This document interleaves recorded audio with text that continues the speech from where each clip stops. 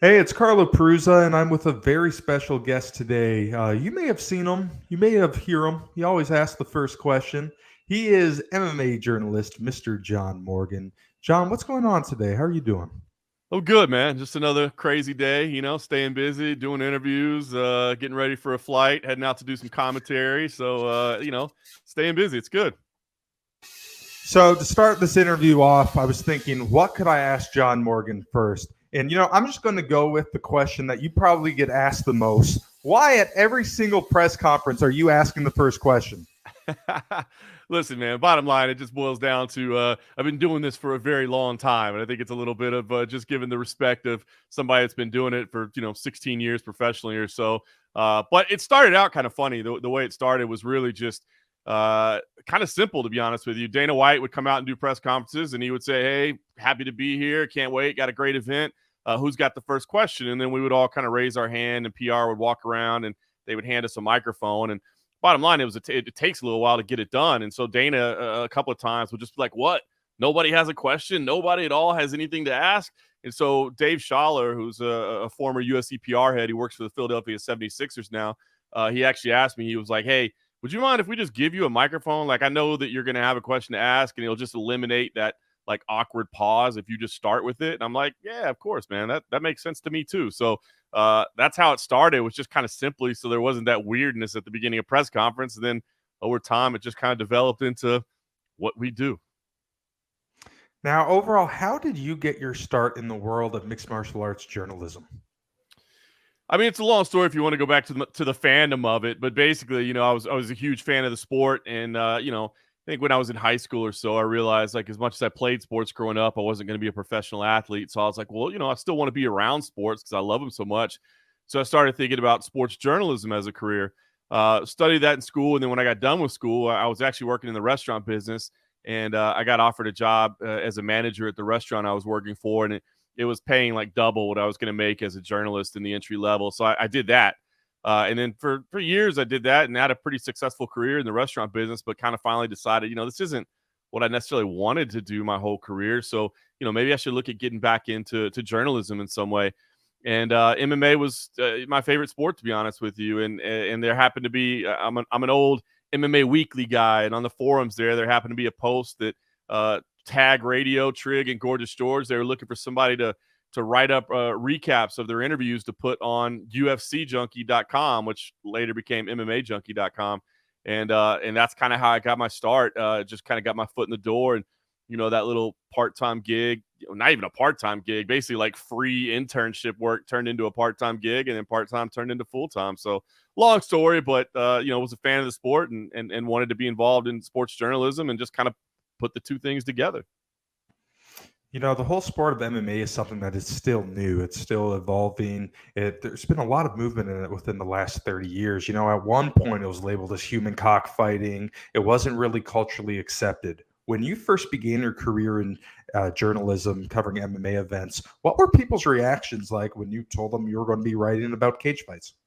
It was crazy, man. I mean, you're absolutely right. That was a time that I think it's wild because fans of the sport right now, might not realize how different it was not that long ago. I mean, tragic, the recent passing of Stephan Bonner. And it's really kind of struck me that, like, I don't think a lot of people realize, how important he was to the current state of mixed martial arts. But to answer your question, yeah, when I first got started, it was not accepted generally. It was not where it is today. And it's pretty wild. You get on a plane or something, and somebody next to you, hey, where are you going? What are you doing? And, you tell, I write about mixed martial arts, like mixed martial arts, I'm like, cage fighting, I guess. Have you heard of the UFC? And, just people didn't even know. And they looked at you like, that's really a sport. Like you can write about that stuff. And so, yeah, when I first got in, it was not accepted at all. And it's been wild to see it, going from band to, first Spike and then Fox and then ESPN. It's been a wild ride. Obviously in 2022, now going into 2023, the sport has blown up. It is very culturally accepted. There's regulations. It's sanctioned by the government. There's a lot of good things with it. But back in the day, do you remember covering any events where the conditions may or may not have been safe? There could be mystery opponents, no weigh-ins. Do you have any horror stories? I mean, not horror stories. It's just in the early days, it was the Wild West. I mean, it just really was. That's how it was. And listen, to be honest with you, in certain regional MMA promotions, I mean, there's still wild stuff that goes on to this day. So don't think that everything runs just like the UFC or Bellator or PFL or these top level organizations. There's still a little bit of Wild West out there, depending on where you are. But yeah, I mean, that was just different in the early days. I remember Gerald Harris used to call fighting on the regional stage the bum fighting league. And he had some pretty funny stories about like weighing in on a bathroom scale. And he was a comedian as well. But one of his jokes that he always used to make, he's like, I remember, weighing in with my opponent, we would just go sit on opposite ends of a seesaw. And as long as it balanced out, we were okay to fight each other. But it was joking, but it's just, that's how things was. It was the Wild West. I mean, the first UFC I ever attended was UFC 16.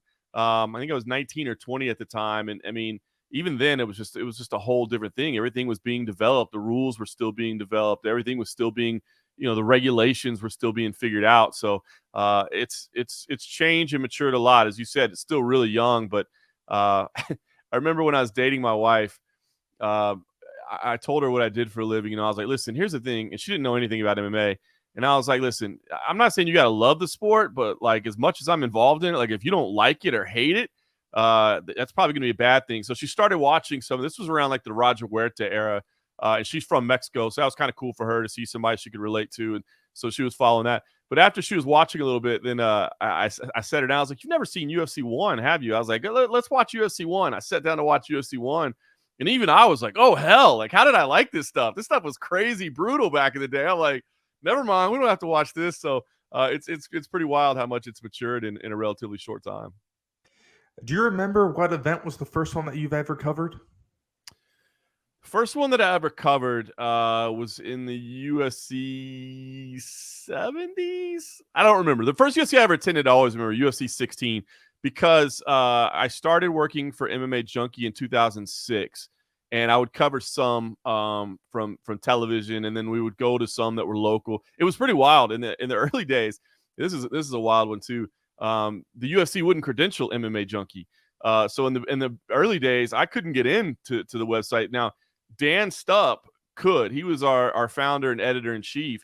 He had a part-time job for the Dayton Daily News, and that's how he would get credentialed. And then eventually, I started working as a freelance gig for the Dallas Morning News as well, and that's how I could get credentials as well, was through the Dallas Morning News, him through the Dayton Daily News. But the PR director at the time would even tell us, like, if I see you at an event and I see an MMA Junkie browser open on your computer, like you're getting kicked out immediately because you're not here for MMA Junkie. You're here for either the Dallas Morning News or Dayton Daily News. So it was a pretty wild time back then. Now, what gravitated you to the world of mixed martial arts? Why did you find such a big passion in it? Why do you like so much about it? It's funny. So when I was a little kid, I liked professional wrestling, right? I grew up in the time of like Macho Man and Hulk Hogan and Saturday Night's Main Event and Andre the Giant and all that, and I liked it. And then I was about 8 or 9 and figured out it wasn't. I'll never say fake again after I've become friends with CM Punk and got a chance to go to an event and seen it up close. It ain't fake, but it is scripted. I mean, those dudes are out there taking some damage to their body. But when I figured out that it was scripted and not real, I was like, oh, well, I don't like this anymore. And I was about 12 or 13, and Guy Mezger, UFC pioneer, was opening up a gym in Dallas where I grew up. And through a friend of a friend, I happened to get an opportunity to go to his gym opening. And there he had tapes playing of Muay Thai from Thailand. And I was like, wow, man, I saw a Muay Thai fight on a VHS tape. And I was like, man, this is what real combat looks like. Like the stuff I thought I was watching when I was watching professional wrestling, this is it, And so I gravitated toward that. Remind you, I grew up in the era of like blood sport and that sort of thing. And that was a huge influence on everybody. But anyway, and so I started following kickboxing, started following the beginnings of MMA. I mean, this was pre-MMA, but I was following Guy Mezger's career as a kickboxer, and then he went and fought in Pancrase in the UFC. And anyway, started watching all that, and it just always spoke to me, man. I mean, it's to me, it's as raw as you can get when it comes to a form of competition. You know what I mean? It's one-on-one. And with MMA, especially, I love it because it's not the specialized rule sets. Not that I have anything against boxing or, specialized disciplines. I mean, I enjoy grappling, but I like it when you can mix all those techniques together, and you can do everything. There's no limits. And it's just the ultimate in one-on-one competition. Like, I think I'm better than you, and I'm going to go prove it today. And there's no, well, my team lost, but I played a great game, so I'm fine with that. No, it's you win or you lose, and it's just the purest form of competition, and that always appealed to me. And then, honestly, just getting to know the athletes. I mean, the type of sacrifice and what they do. I mean, every man and woman that competes in the sport, man, they're doing something extraordinary. Whether you think they're a great fighter or not, like the sacrifices it takes to be good in this sport are incredible. And so something spoke to me about that as well. It's just like, man, what kind of person is willing to do this? I shouldn't say MMA, but I trained the different martial arts like years and years ago. Actually trained at Lions Den in Dallas a little bit, and I loved it, right? I really enjoyed it, but like there was never a part of me that was like, I got to take a fight, because I was supporting myself, and I'm like, what if I go take a fight? And I was waiting tables back then. I'm like, what if I break my arm or tweak my knee and I can't walk around? Like, how am I going to make any money? But to me, the people that go out there and put their bodies on the line for entertainment and for glory, it's pretty spectacular. So I've just it always spoke to me, and I've remained a fan even as I've made it a career. This past year of mixed martial arts has been very exciting. I mean, we've seen some incredible fights, some incredible achievements, but we've also seen our share of sadness this past year. Elias Theodorio, Anthony Rumble Johnson, Stephen Bonner, all unfortunately passed away. You've interviewed all these guys, you've seen them up close, you've interacted with them. Is that sting even harder for you when you hear the news about a passing of one of these guys? Is that a gut wrenching thing for you?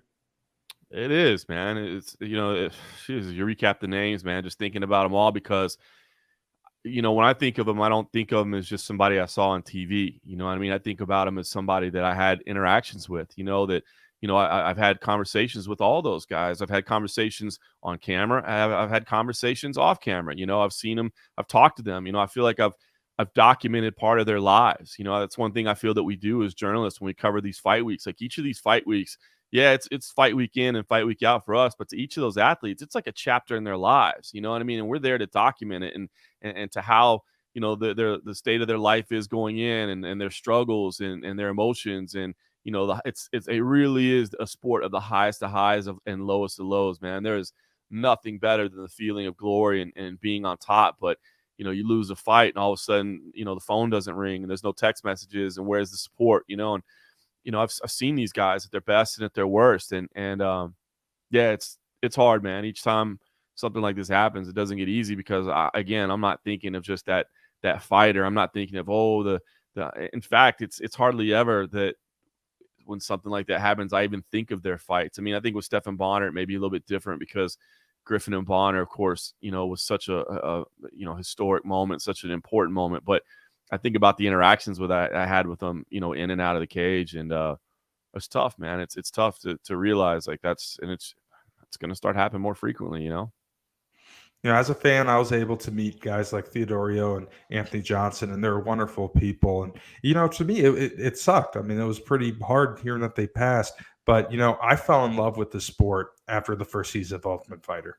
Watching that, it's just crazy to me to even know the UFC at one time was in trouble. That the first season of Ultimate Fighter was a last ditch effort for them to even keep the organization going. They had to pay for the airtime. They approached Spike. They said, "We're going to cover everything." And those two went out there, in my opinion, the greatest fight in UFC history. They signed the second season of Ultimate Fighter in the back following the fight. What does that sport mean to the fight, mean to the whole fight business, to the UFC, to the MMA, to the sport in general? You can't overstate how important that fight was. That's one of the things I took to Twitter immediately, because, as I said, I think there's a lot of people that are newer fans to sport. I know a lot of people came to the sport just during the pandemic because it was the only sport going, right? So, I mean, those are real new fans. But even fans, that came in 2010, they might not realize how important that was, and you laid it out perfectly. It's crazy to imagine the behemoth that the UFC right now was struggling to even exist, and as you said, had to pay for their airtime for this thing. And so the entire season, the entire cast deserves credit, right? Because the whole season was great, and there were some phenomenal characters on there. And I really think it pulled the curtain back a little bit on people to see, what the sport is about. But that fight, to go out there and turn in a fight like that with everything on the line, live, people are watching, you get to see it for the first time. And for them to go out like that, unbelievable, man. And there were people that tuned in and watched that for the first time and were like, I am hooked. I got to see more of this, and you just really can't overstate the importance of it, man. It changed everything, and those guys deserve all the credit in the world for it. And Stephen Bonner will always be remembered for that. I've heard time and time again different stories from fight fans saying, they watched that fight and they fell in love with it. They fell in love with MMA. They recall who they were with watching it. Do you think it's interesting that something sort of violence, two people fighting can equate to love in a certain way, allowing people to find something they love? It's pretty interesting to put it that way. But I mean, listen, look, fight sport in general and MMA, it's not going to be for everybody all the time. Like there are always going to be people. And I try to remind people that, listen, the sport is not always going to appeal to everyone. Some people are just not going to be able to stomach it, right? But when you understand that it's not just, chaos, it's not a street fight, it's a sanctioned fight, that people are getting paid for, and that they're training specifically for, and they're putting a ton of work and sacrifice into doing. I think that makes it a little bit easier to understand. And you got to remember at that time, too, the first season of Ultimate Fighter, we think everybody's fighting for one contract, right? Like, and obviously it ends up being such a great fight that they both get UFC deals. But, the stakes of what was on the line during that fight, you think nobody else, like, they're not going to make it. They're not going to get their shot. Now, well, I mean, there's 8 people in the Ultimate Fighter that might end up going to the organization or whatever. So maybe the stakes seem a little bit less high. But at that time, man, it seemed like, look, these two guys, they're coming from the real world jobs. They're trying to make it. And who can't relate to that? And I think that's the thing that appeals about mixed martial arts. You might not be able to relate to what it's like to be in a cage fight, but who doesn't relate to struggle, right? Like who doesn't relate to putting everything on the line and trying to chase your dream and that sort of thing. And you get to go out there and watch them do it and do it in pretty spectacular fashion, even if it's brutal at times. So, I think you can sense the passion that comes through with these fighters. Now, who do you think is the most responsible for helping evolve the sport to the point where it is today? That's so hard to say because it depends on really which side you're talking about it. You know what I mean? Like you think about somebody like Mark Ratner, who's been in the back, offices of governments and trying to go around and get this thing legalized around the world. I mean, he was recognized in the UFC Hall of Fame, but do a lot of people recognize what he necessarily did? I don't know. I mean, Dana White, you could say Dana White, because he's been the most consistent face. He's been the one out there. He's been the one leading the charge, but then you got to point to fighters. I mean, Hoist Gracie winning UFC 1 in the beginning, that changed everything. I remember the first time I saw Hoist Gracie, compete and win, it blew my mind. When I was a kid and when UFC 1 came around, that was the era of like a Taekwondo school on every corner. That's what we thought martial arts was. It's got to be karate. And then this guy shows up there, and I'll never forget it. I've said it before, but, the first time I saw a triangle choke, I'm like, what? You can choke somebody out with your legs? Like, I had no idea. It was life-changing. So, to me, it's hard to single out just one because then you point to people like, look at the rivalry of like Ken Shamrock and Tito Ortiz. And then you look at, Chuck Liddell and Tito Ortiz. And then you talk about the dominance of Matt Hughes. So, I mean, there's so many different people that went into this. And it just depends on which side you're talking about it because there's people that did things behind the scenes. There's the Fertitas who went out there and bought the thing to begin with to help bring it. There's Spike that gave it a chance, even if it was a time buy. There's Fox that put it on network television. So it's so hard to pin down to one. And I think if you tried to put it in one person's hands, you'd be doing a disservice to everybody else that really, had passion and put a lot into making the sport get to where it is today. When you first started getting involved covering the sport, did you ever envision for 1 second it could get to as big it is right now? No, no, man. And I think if anybody says they did, they're lying to. I thought it was cool, but to me, I was like, this is always going to be kind of probably a fringe underground sport. But I think that made it kind of cool too in the beginning, right? It's like, it's like finding out a band on the local scene before they ever make it big, right? You're like, dude, I know about this awesome band over here, man. I know you don't know about them, you know what I mean? But I did. I've been watching them since when. But I never thought it would be as big of a sport as it is, And I think the wild thing is that it continues to grow. I mean, globally, it continues to grow. I see things all the time about, the sport is leveled off in the United States. And maybe it has to a degree. I disagree because I think there's a whole generation of fans right now that have grown up with it that aren't even registered in like demographics and stuff like that they love it and they've been watching it. But, it's still opening in countries all over the world. And I think that's incredible, And I know, UFC President Dana White has said like, hey, I think it'll be bigger than soccer someday. I don't think it'll be bigger than soccer someday. I think even sometimes Dana probably doesn't realize how big soccer is globally, but I do believe it can be one of the biggest sports in the world because it's one of the sports that, every country can potentially participate in, and it's, baseball is a huge sport in the United States, but is a huge sport globally, like in some regions, but not really. You know what I mean? Basketball has done a good job of being a global sport. American football is trying, but I mean, fighting, as Dana says, it's true. Fighting is in our DNA, right? I mean, fighting is the first sport, right? I mean, it's existed forever. So people always look. The only reason I don't think it'll ever be bigger than soccer, even as it continues to grow globally, is because, like I said, there are always going to be people that just say, like, dude, I can't watch that. Like, it's too brutal for me. And even listen, the proliferation of the women's game. I mean, it sounds crazy, but like there are even people that are like, I like fighting, but like I can't watch two women punch each other. I mean, it's weird for me to understand, but I'm just saying there are people that feel that way. You know what I mean? So I think that's going to be a struggle, but I do believe it can be, if it's not already, the biggest quote unquote American sport on the global stage.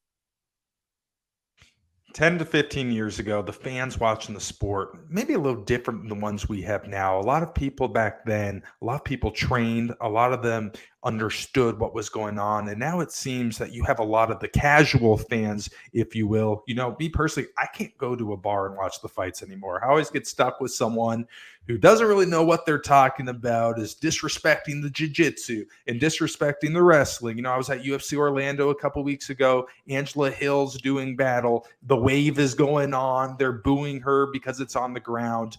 What do you think of the casual fans? Are they good for the sport? Are they bad for the sport? What is your take?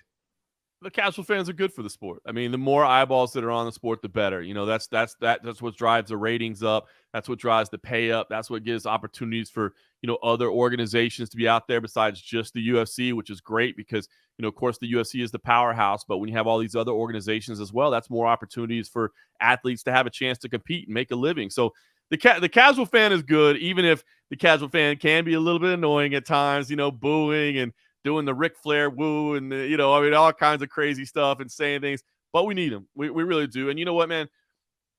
How many people started out as a casual fan and didn't get it, and now they understand it, now they appreciate it. I mean, I can say, like, within my own family, like my dad for years never understood it. You know what I mean?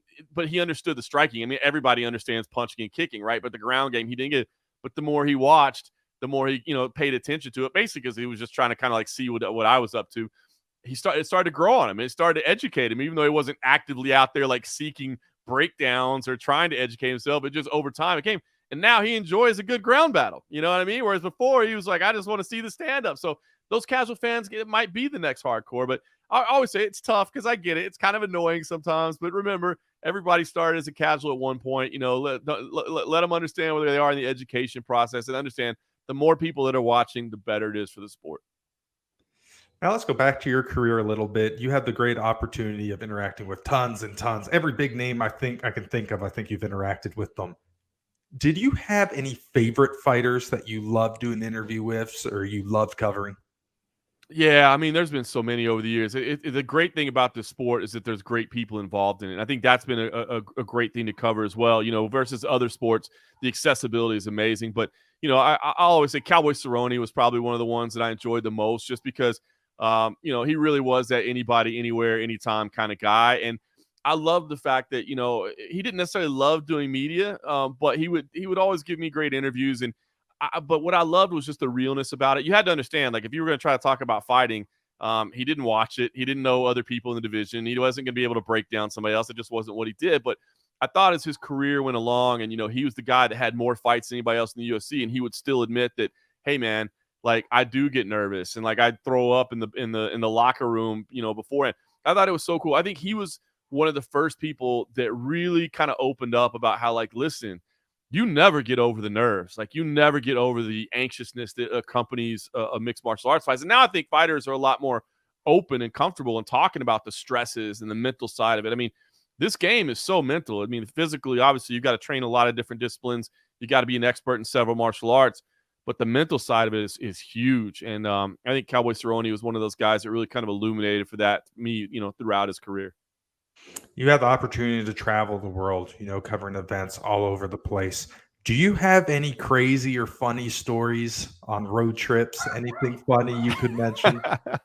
Not too many that I want to tell right now, that my wife might be able to see or my kid might find out later on. But no, we've had some good times on the road. I mean, obviously, I'm a little bit older now than when I started doing this, so things are a little bit different. But yeah, we've had some great opportunities, man, to see the world and just to see fans and different cultures and different parts of the world. I mean, It's been incredible, man. I really do feel fortunate. I'm trying to travel a little bit less these days. I have a son that's 10 years old, and I'm trying to spend more time at home with him. Because I mean, there was a time in my career where I was gone like 30, 35 weeks a year, and I'm trying to avoid that. But I consider myself incredibly fortunate. Having a chance to walk around Red Square in Moscow. Having a chance to be in Shanghai. Having a chance to go to Brazil 29 times and have some frosty beverages on the beach in Rio, and really just being all over the world. I mean, it's been fortunate. The shows going to Saitama Super Arena. I mean, I never got a chance to do it during the heyday of Pride, but even just getting it to see it during the USC and being in that kind of hallowed grounds. I mean, yeah, I've been incredibly fortunate. So originally, I'm from Toronto area in Canada, and a guy that I grew up admiring from a journalism standpoint was Showdown Joe Ferraro. I was talking to him before the interview, and he spoke very highly of you. Do you have any cool stories of Joe? I mean, were you covering a lot of events with him?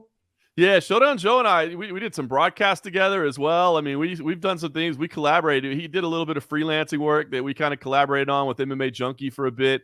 And yeah, man, Showdown Joe was a great dude, and I would definitely speak highly of him as well, man. I'm glad to see where his life and journey has continued to take him, but always enjoyed working alongside of him, man. He's a great dude, man. I've been fortunate. Mauro Ronaldo, another guy that from up your way that has always been very kind to me and a big influence in my career. So guys like that, man, I'm fortunate to have worked alongside and to have learned from. So over your career, you got to cover a lot of big events. When I'm thinking of some big UFC events, I'm kind of biased here, but the real first big one that really made me be like, whoa, was I think it was UFC 129, Jake Shields versus George St. Pierre. It was in Toronto. It was where the Blue Jays played. 50,000 people in attendance. Were you there? Were you able to cover that event? I was, yeah. It was funny. As soon as you mentioned Toronto, that was the first thing that came to my mind. I mean, I look, been in some other amazing fight atmospheres in Toronto at Air Canada, but man, that Sky Dome show was something amazing.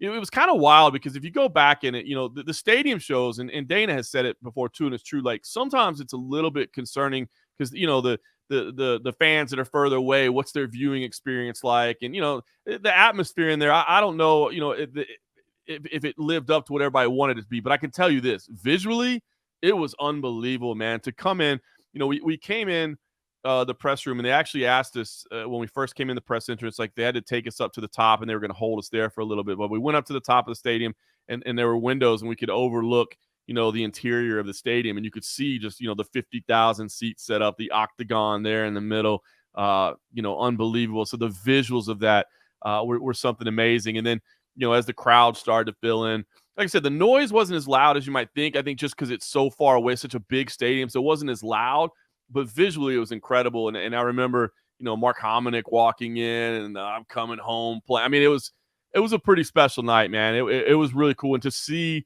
like you said, the first stadium show, to see mixed martial arts in that level, pretty unbelievable. I will say for Canadian atmospheres, Montreal was always crazy. The Bell Center, especially when George St. Pierre was fighting, the Bell Center and George St. Pierre, that place gets loud, man. Like you can't even hear yourself think. So, but yeah, 129, that was a pretty special one.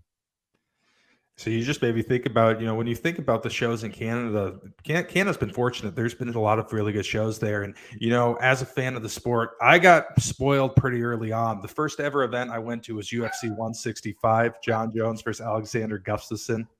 A lot of people say that could be the greatest fight in history. Overall, what did you think of that fight? Were you there? What was that atmosphere like to you? And where do you rank that fight on the all-time greatest? I was there for that one, and I do think it is one of the greatest fights of all time. It's got to be at least be in the discussion. And it's one of those ones that's interesting because at the time, I think a lot of people looked at John Jones and said, "See, he is actually beatable." And I looked at it in a different way. I said, "Man, look at the championship heart that John Jones just showed." You know what I mean? Here's a guy that didn't have it that night. It wasn't his best night, and still he gutted it out and he found a way to win. He found a way to get it done. And I always thought it was a little bit poetic. It may sound weird, but that night, neither guy could come to the post-fight press conference because they were both so kind of beat up and injured. They wanted to get him to the hospital right away. And for some reason, man, that just always set right to me is like, good. Like nobody can come in here and say something that sounds like they're making an excuse, or nobody can come in here and say something, well, I was sick and that's why I didn't, it's like, no, you just had the most amazing fight. and then we don't have to hear from you. We just remember what the fight was, and then we see that picture of you two guys together in the hospital, and that's like the first thing we see. And I don't know, there was something kind of perfect about that. As weird as it sounds to me, my job is to go and talk to these athletes and collect quotes, and I'm sure my editors didn't like it, because they wanted to have some content to post.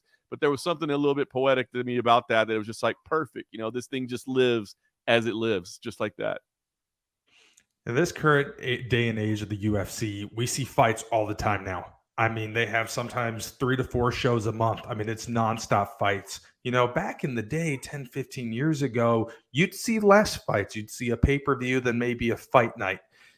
Some people that I've been talking to have mentioned, they feel it's different. They feel the mystique, it's no longer there. What is your take on that? Do you think having more and more fights are better for the sport?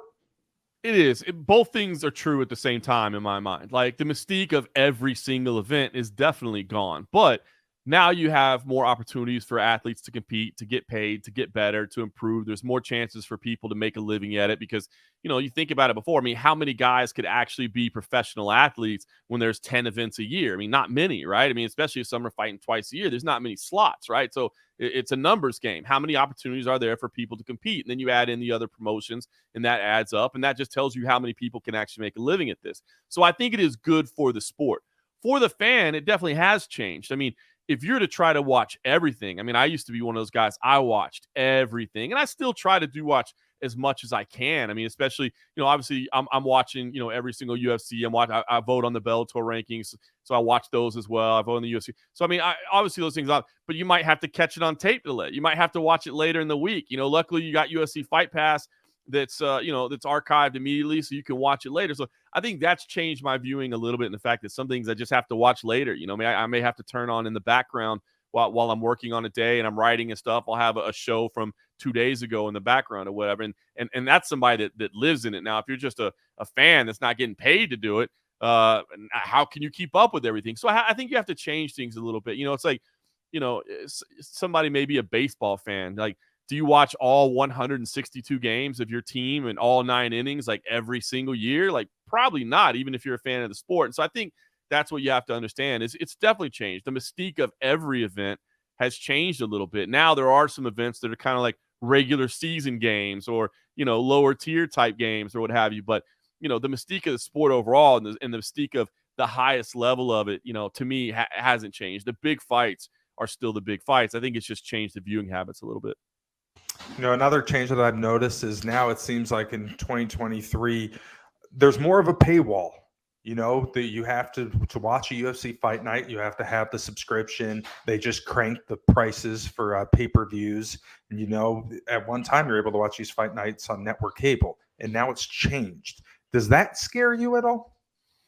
A little bit. It does a little bit. I think you have to balance it out. Like for instance with Bellator lately, they've been behind a paywall on Showtime, and it's such a difficult thing, right? Because they're on a premium pay channel that I don't know that a lot of people pay for, right? But now you've seen they're coming out and they're doing a network television show early next year, and they'll put their prelims and stuff on YouTube. So I think there's a balance to it. I mean, listen, you got to generate revenue. I mean, it's wild to me that a fan could be like, this sport is too expensive, and then turn around and say, and also fighter pay sucks and these fighters need to make more money. It's like, well, which one is it? You got to pick one or the other because these companies got to make money. They got overhead. They got to generate it.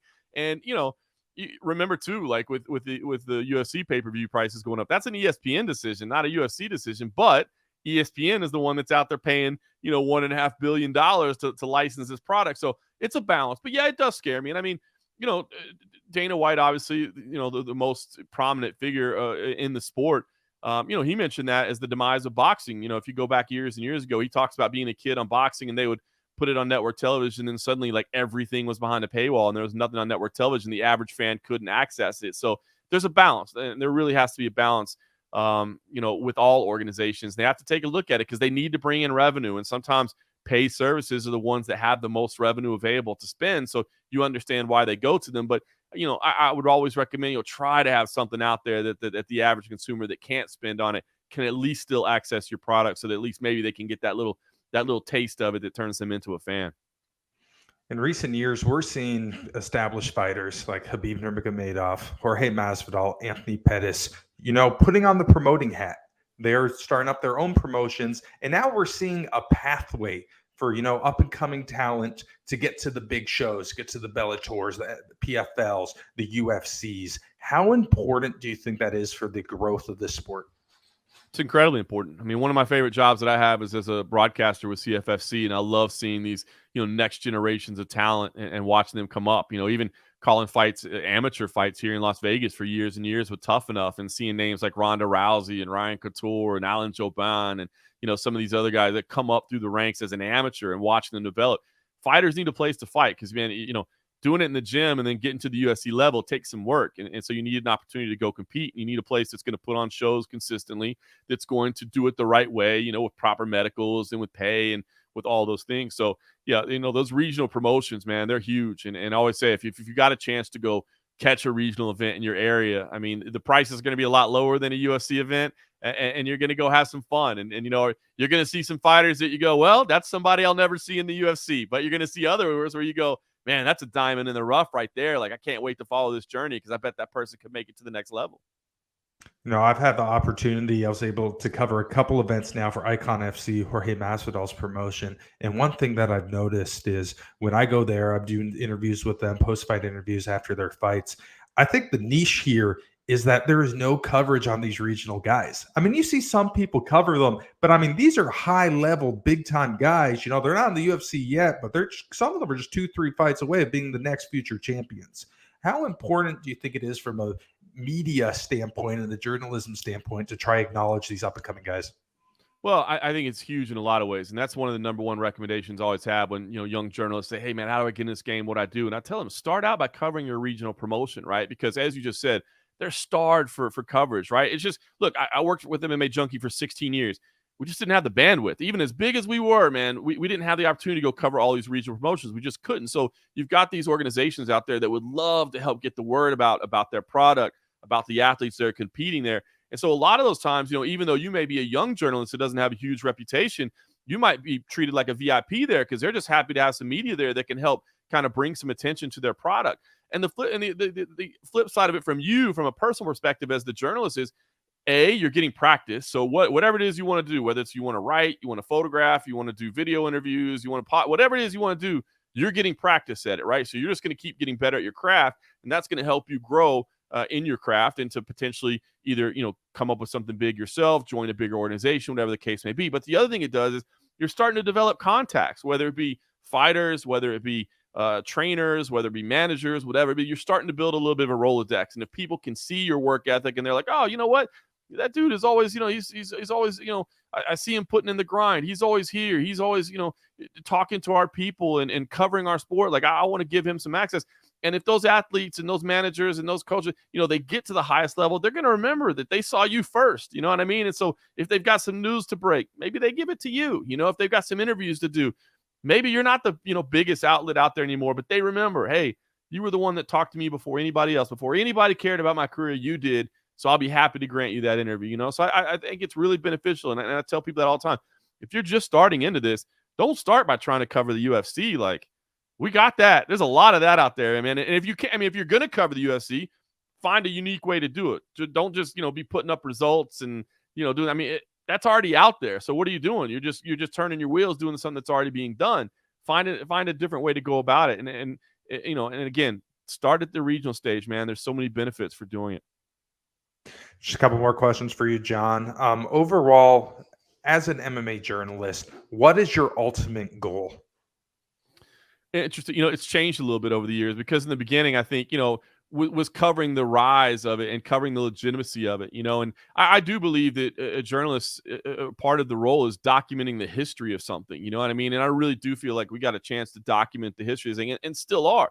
It's still young. So I do believe a big opportunity is just documenting the history of this growing thing. I think that the media definitely has some responsibility to make sure that the oversight is being done correctly. A lot of what we see out there in terms of MMA journalism is really just talking to the fighters and bringing content out there. A lot of it is just kind of entertainment type content, but there is a responsibility, following along with drug testing and seeing what's being done with the USADA programs of the world. And, are things being done correctly? Are weight management issues being handled correctly? Are medical issues being handled correctly? All these things. I mean, we have a responsibility to provide some oversight to the sport. But documenting the history of it, I think, is a big part of it as well. And like I said, it's changed because I think in the beginning, selfishly as a fan, I wanted to be able to show the world that, like, look, this is a legitimate sport. I know it has a bad rap, but as long as it's regulated correctly and done properly, it is a legitimate sport. I no longer feel that need anymore. I don't feel like I feel like most people understand now that it's not really fighting for legitimacy anymore. So now I think it's just a matter of maintaining legitimacy. I mean, look, keeping an eye on things like, this betting situation that's going on right now. Where's that going to go? What kind of implications are there for that? What are the parties involved doing? Are the government entities in place taking care of it? Probably, monitoring things like that. It's kind of a multifold responsibilities. Over your career, you have won countless awards. What do you think has led to your success?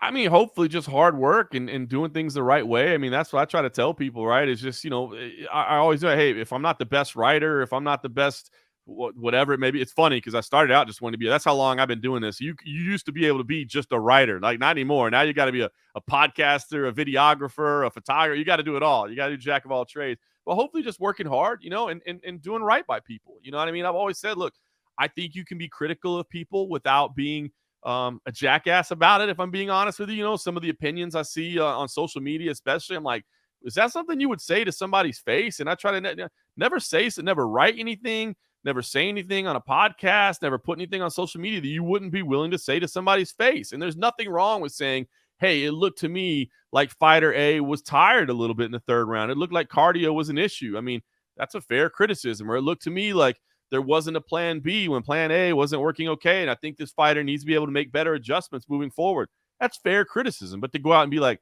well, that guy sucks. Why is that dude even in the, I mean, I hate seeing stuff like that, So I just think, look, working hard and trying to do right by people. I think, again, you can be critical, but you can also be fair. And I think there's a time and a place and a way to handle everything out there. Now, last question for you, John. We're almost done 2022 here, but going into 2023, what are the goals for John Morgan? Well, man, it's 2022 was a year of change for me, walking away from MMA Junkie, and hopefully in 2023 I continue to grow the commentating side of it. I really have a passion for broadcasting, man. I love calling fights. I love getting a chance to tell the stories of these athletes on air and to hopefully bring some excitement and again to be able to tell their stories, because I think that's one of the things that makes the fights fun, right? Like you watch any two people compete. And I think that's great. I mean, I love the sport, but when you understand like what this person put in, what's at stake, what it means with a win here, what it means with a loss, and doing a little bit of that storytelling. Here's where they come from. Here's where they're going. That sort of thing. It's fun, and I just enjoy it. I love being around the sport, and I love my role as a reporter. But I'm really loving the broadcasting side of things, and so I'm hoping to add some more dates. CFSC is working on some exciting things that are well above my pay grade, but they could certainly be some exciting things for me. So hopefully to kind of grow that side of the, of my role in 2023 is really a big goal of mine. Well, John, I wish you nothing but the best. Thank you so much for talking to me today, man. Pleasure. Thanks for having me.